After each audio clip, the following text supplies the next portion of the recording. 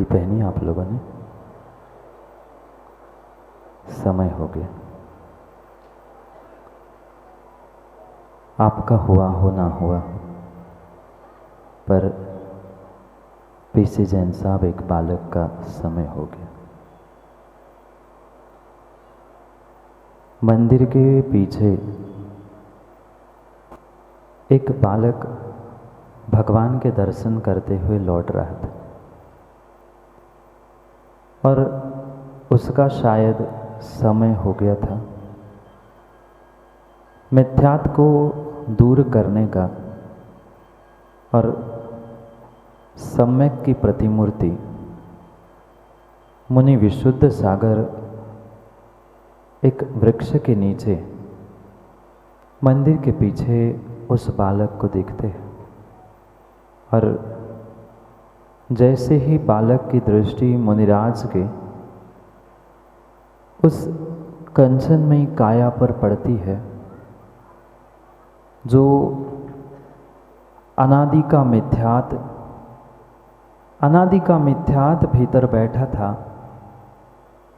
वह शायद काललब्धि समय होने से कहे या सामने साक्षात निमित्त उपस्थित होने से कहे, वह एक मुनि के दर्शन से एक बालक ने सम्यक दर्शन को प्राप्त कर लिया और अनादि के मिथ्यात्व के टुकड़े करते हुए जीवन का ये निर्णय कर लिया कि अगर जीवन में पराग भाई कोई गुरु बनेगा, उस बालक की बात कह रहा हूँ, उस बालक ने मात्र एक बार निर्ग्रंथ गुरु के दर्शन किए, सीए फाइनल की एग्ज़ाम देने जा रहा था और भीतर निर्णय कर लिया कि अब जो चाहे हो जाए, मेरे जीवन के पहले और अंतिम गुरु कोई है तो ये मुनि विशुद्ध सागर है।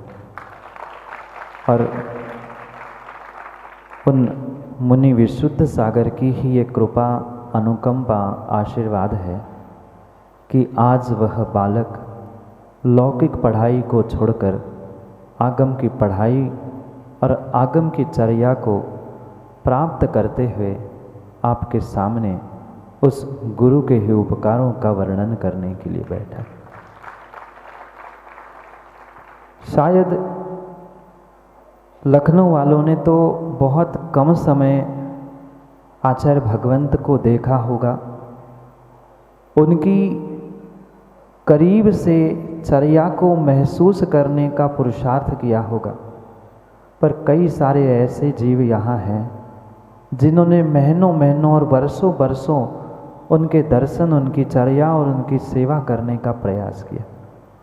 और मैं उनसे ही पूछना चाहता हूँ, डॉक्टर शिखर डीके, आपने गुरु से क्या प्राप्त किया? कुछ दिया गुरु ने? आचार्य विशुद्ध सागर जी ने शिखर डॉक्टर साहब कुछ देते हुए देखा आपने? हाथ से कुछ दिया आपको? गुरु को मैंने तो आज तक किसी को कुछ बांटते नहीं देखा, क्योंकि नाना स्थानों पे माँ गिफ्ट बांटकर भक्त बनाने की व्यवस्था होती है, पर पता नहीं हमारे गुरु के पास कौन सी ऐसी व्यवस्था और कौन सी ऐसी जादू है, वो बिना गिफ्ट बांटे ही भक्तों को लिफ्ट कर देते हैं और अपना बनाकर छोड़ देते हैं। ऐसा ही कुछ मेरे साथ भी हुआ। वैभव कह रहे थे कि हम तो पूजा पाठ अभिषेक महाराज जानते नहीं क्या होगा। तुम तो वैभव भाई फिर भी बहुत कुछ जानते हो, फिर भी तुम हिंदी तो बोलना जानते हो। मेरे जैसे अनगढ़ पत्थर को अगर आज ये भगवान का रूप देने का श्रेय जाता है तो मेरे परम उपकारी आचार्य भगवंत गुरु और विशुद्ध सागर जी महाराज। ना उन्होंने कुछ दिया ना मैंने कुछ लिया, पर फिर भी जो सच्चा भक्त होता है वह गुरु के माध्यम से ऐसे अनंत उपकारों को प्राप्त करता है, शायद उन्हें नितिन शब्दों में कहना संभव हो नहीं सकता। और यही व्यथा मेरे साथ है, क्योंकि कथाएं तो बहुत सारी माताओं सुनी होंगी, पर मैं तो अपनी व्यथा कहने जा रहा हूँ कि एक बार मात्र गुरु के दर्शन किए और परीक्षा का भूत चढ़ा था संजीव भाई की नहीं ये होना है, और भूत के चक्कर में मात्र दर्शन किए, चंद मिनटों की मुलाकात, ऐसा कहते ना। और आज के युवाओं को तो बहुत अच्छे से पता होगा कि सौरभ भाई लव एट, कई सारी मुलाकातें कम पड़ जाती है, पर कई बार ऐसा होता है कि लव एट फर्स्ट साइट, ऐसा ही कुछ गुरु और शिष्य के बीच में हुआ। उनकी नज़र हमसे मिली, हमकी नज़र उनसे मिली, और बस देखते देखते ही, क्यों गाना गुनगुनाते ना, आँखों आँखों में ही, बस आँखों आँखों में ही इशारा हो गया। गुरु ने शिष्य बना लिया और शिष्य ने गुरु बना लिया, और बस आँखों आँखों ही में इशारा हो गया। क्योंकि शांति कुमार कासलीवाल जी, जो आँखों के इशारे होते हैं वह शायद दूसरे इशारों में के जैसे आनंद देने वाले नहीं होते। शादी तो अभिषेक हो ही गई हो गई ना, बहुत सारों की शादी हो गई। शादी होने के बाद कितनी ही चर्चा, कितनी ही बातें कर लेना, पर विकास भाई जो आँखों आँखों में वरमाला लेके बातें हुई थी, वह आज के फ़ोन पर बातें नहीं होती। और ऐसा ही कुछ जन्मों जन्मों का संबंध उन आँखों में झलक पड़ा। गुरु ने नाम नहीं पूछा, हमने कुछ नहीं पूछा, कुछ बात नहीं, क्योंकि भूत एक ही चढ़ा था, मुझे तो परीक्षा देने जाना है। 4 महीने चातुर्मास लगातार सोलापुर नगरी में हुआ, पर एक बार भी जागे जी हमने दर्शन नहीं किए। अद्भुत बात है। 4 महीने तक फिर भी भाई तुम 20-25 दिन तो पहले जुड़ गए, पिछी परिवर्तन के दिन पहली बार, क्योंकि घर वालों को शायद पहले से डाउट था ये दर्शन कर लेगा और भटक जाएगा, मतलब संसार का मार्ग भटक जाएगा, इसलिए घर वालों ने एक बार भी नहीं कहा था कि इतना अच्छा चतुर्मास हो रहा है, इतने मुनिराज है। मैं तो पढ़ने के लिए पूना में था और परीक्षा देने के लिए घर आया था। परीक्षा के पहले बस कहा था घर वालों ने कि परीक्षा देने जा रहे हो, क्यों ना गुरु के दर्शन करके जाना। भगवान के तो दर्शन तुमने घर में कर ही लिए, मंदिर में भगवान और गुरु दोनों मिल जाएंगे, बस जाते जाते दर्शन करके चले जाना। और उतनी ही कृपा और उतना ही उपकार कह दे जन्मदात्री माँ और पिता का, कि उन्होंने उस घटना से जोड़ने का प्रयास किया। ना मैं उनके कहने से मंदिर जाता, ना कभी दर्शन होते वह दर्शन। और पेपर के बाद 8 नवंबर का वह दिन था जब पिछी परिवर्तन हुआ। और पिछी परिवर्तन हुआ, हम तो कुछ जानते ही नहीं थे कि पिछी परिवर्तन क्या होता है, क्योंकि जो आज के युवा की स्थिति थी शायद वैसी कह दो सौरभ भाई, या उससे और गई बीती कह दो, क्योंकि आज के फिर भी बहुत सारे बच्चों को, माताओं को, बहनों को और युवाओं को फिर भी नमोकार, भक्तामर आदि आदि बहुत कुछ आता है। हमें तो अखिलेश भक्तामर का पहला पद भी नहीं आता था, कुछ नहीं आता था, पर पता नहीं कौन सी दीवानगी और क्या गुरु ने दे दिया, मुझे पता नहीं चला, पर आंखों आंखों में कुछ उन्होंने दे दिया और कुछ मैंने ले लिया। बात हुई, पिछी परिवर्तन हुआ। जो पुण्यात्मा थे, जिन्होंने फॉर्म भरे थे, सेवा की थी, उनको पिछी प्रदान हुई। नीचे बैठे बैठे मैं भी विचार कर रहा था, क्या ये पिछी का मुनिराज की हमें भी मिल सकती है? क्यों ना हम मतलब पूछ तो ले कि ये पिछी कैसे मिलती है, क्या होता है। समाज में भी किसी से कोई लेना देना नहीं, किससे पूछिए क्या करे। और पिछी परिवर्तन हुआ, ये तो बुखारी है जी, आप जानते ही है, गजरत हो, पिछी परिवर्तन हो, इधर पूरी व्यवस्था व्यवस्थित नहीं होती, तब तक गुरुजी की दूसरी व्यवस्था तुरंत प्रारंभ हो जाती है।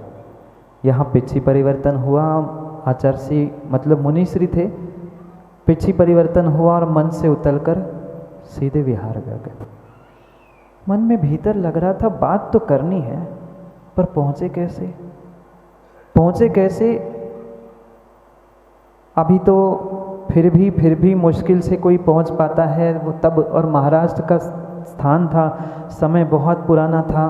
पीसी जैन साहब याद है इंदौर की घटना, पहुँचते हैं इंदौर तक, पर वह समय था जहाँ विरला ही कोई उनसे जुड़कर कोई सेवा करने वाला था।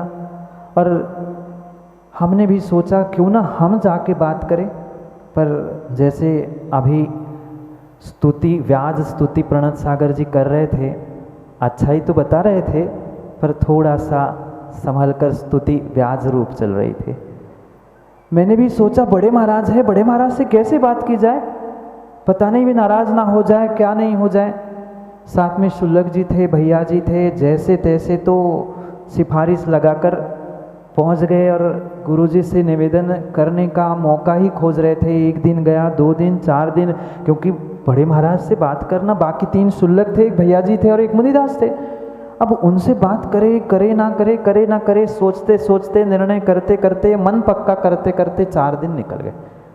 रोज़ विहार कराने जाना, लौटना, कभी ज़िंदगी में पैदल चले नहीं, कभी ज़िंदगी में नंगे पांव चलने का विशाल भाई प्रयास नहीं।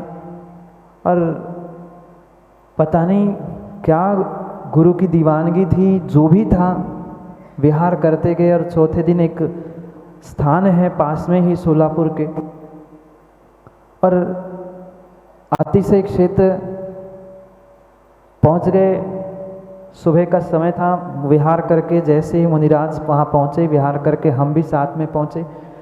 नीचे मंदिर के दर्शन हुए, मुनि विशुद्ध सागर जी ऊपर वाले तल पर जहाँ अधर नेमिनाथ भगवान विराजमान हैं, वहाँ हम पहुँचे। वो दर्शन करके बाहर आ रहे थे, आगे पीछे कोई नहीं था। हमने सोच लिया अच्छा मौका है, कोई है नहीं है, कुछ गलती भी हो गई तो गुरु से क्षमा मांग लेंगे।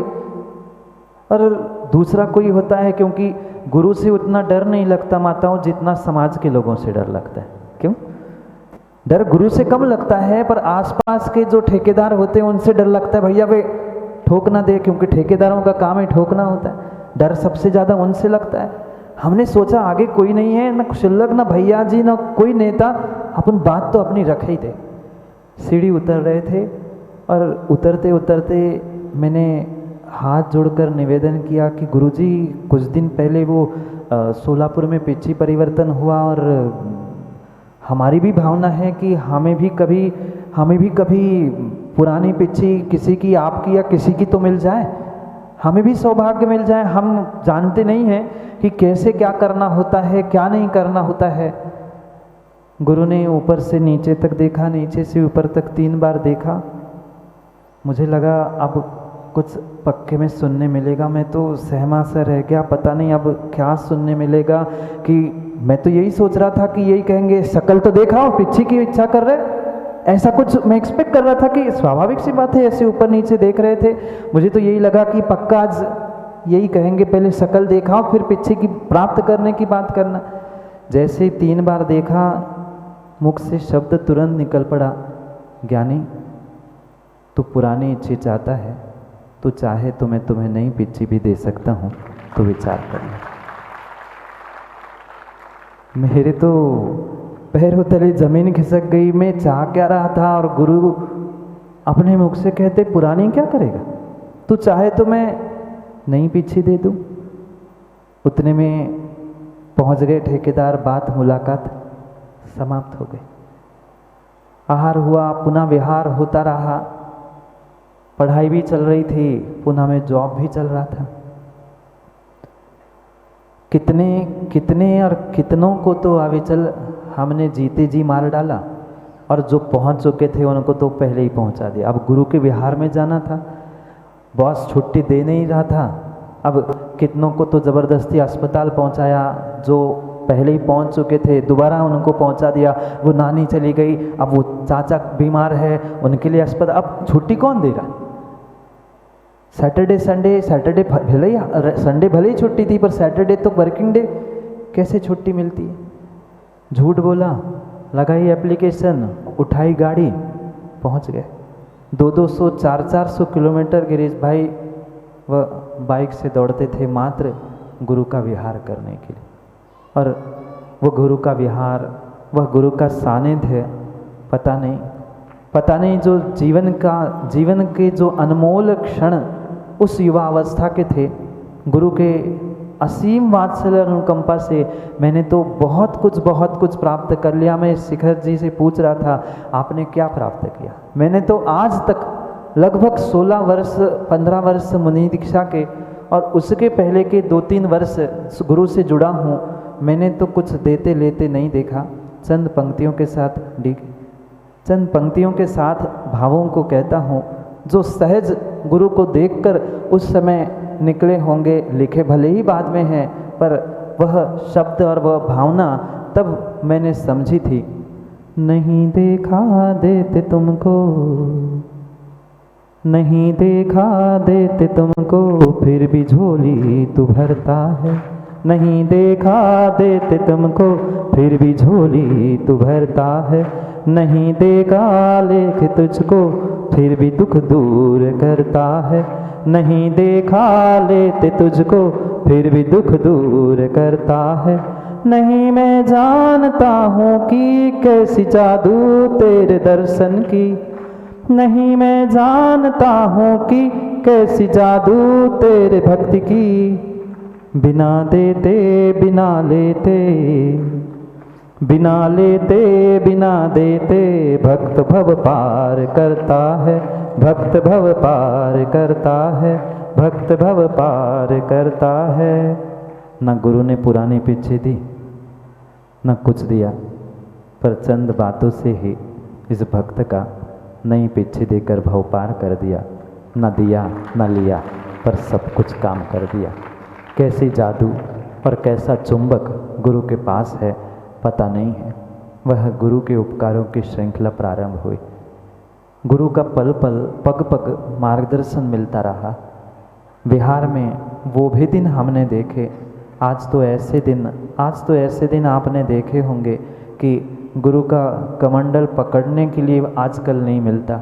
अभिषेक वो दिन हमने देखे हैं कि 2-2 कमंडल भी मुनि संघ के हम लोग लेकर विहार करते थे, क्योंकि गुरुजी हमेशा ही कहते हैं सबके दिन एक से नहीं होते, सब दिन भी एक से नहीं होते। शायद वो हम जैसे पामरों के लिए ही उन्होंने बनाई पंक्ति थी कि जभी आप तो फिर भी चेयरमैन बन के बैठे हो, हम तो जमींदार थे और जमींदार से उन्होंने इतने ऊंचा स्थान पर बिठाने का प्रयास किया। ये गुरु का उपकार ही है। विहार होता गया, चलता गया। झूठ की श्रृंखला दिन ब दिन बढ़ती गई, क्योंकि दूरियां बढ़ती गई। पहले सीरियस होते थे, अब चले गए, फिर 3 दिन, कभी 13 दिन, फिर छुट्टी मिलेगी कैसे? दूर दूर जाना। पहले तो गाड़ी से कभी जब चाहे मन चाह 100-200 किलोमीटर 300 किलोमीटर थे तब तक चलते गए। फिर दूर जाना है तो दूर की झूठ बोलनी शुरू हुई।